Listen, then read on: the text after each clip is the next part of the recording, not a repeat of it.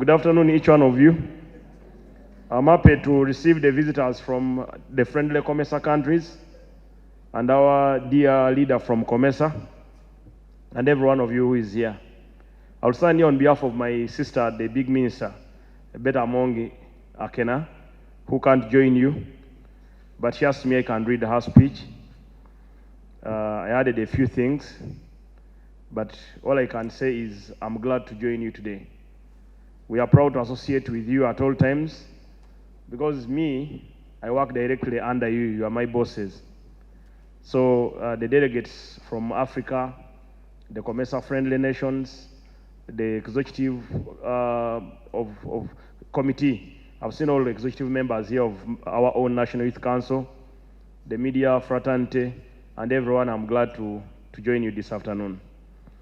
As we conclude this third intergeneration dialogue for the East African region, I want to express my heartfelt gratitude to everyone involved in making these past 3 days a success. These gatherings has brought together the brightest and most passionate youth from across our region, united by a shared vision of peace, security, and development.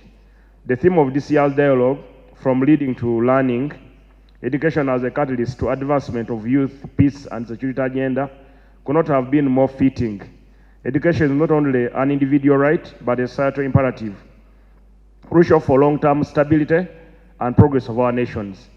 It is a foundation upon which sustainable peace, security, and good governance are built. As we have seen, education plays a pivotal role in peace building and conflict prevention.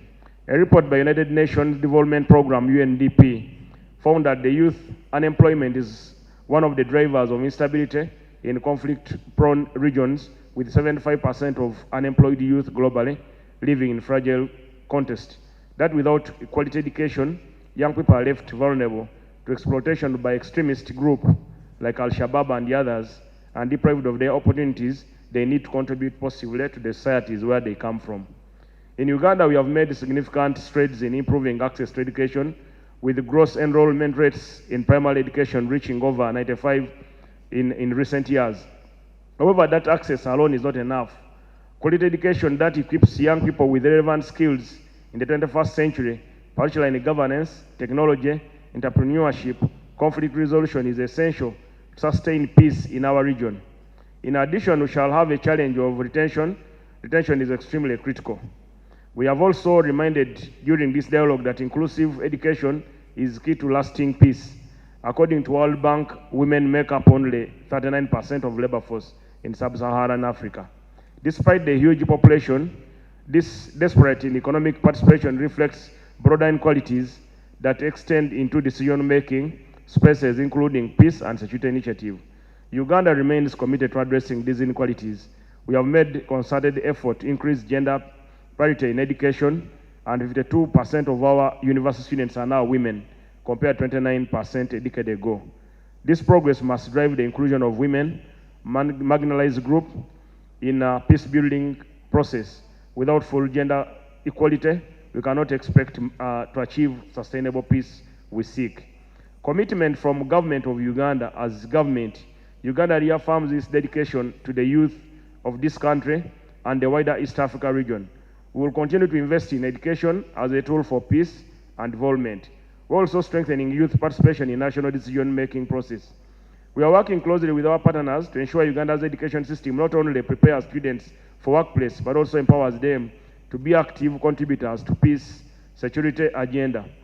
Our programs on vocational training, youth entrepreneurship, out-of-school vulnerable adolescents, and youth and civic education will remain a priority in years ahead. We are keen in ensuring that we additionally in Uganda we commit to regional cooperation in addressing challenges of peace and security. We believe by working together with our neighbors, we can create a more secure and prosperous East Africa for all initiatives. Like the dialogue are crucial for fostering the kind of cross-border collaboration that will ensure peace in our region. In a closing, I would like to express my deepest appreciation to the youth delegates for their contribution, insight, passion. Your voices have been heard, and your ideas will help shape the future of peace and security in our region. To our partners, including COMESA, Save the Children, I didn't hear you mention them, but I knew they were part of the partners, and all involved organizations, we shall for your continued support in advancing this vital agenda. Let's strive to deepen, widen, and broaden our integration process. Let us leave this forum with a renewed commitment and shared sense of purpose. The government of Uganda stands ready to work with all stakeholders to ensure that our youth, through education, empowerment, remain at the heart of our peace and development efforts. Thank you for your kind attention. On an additional note, I will never seen a couple like this. Let me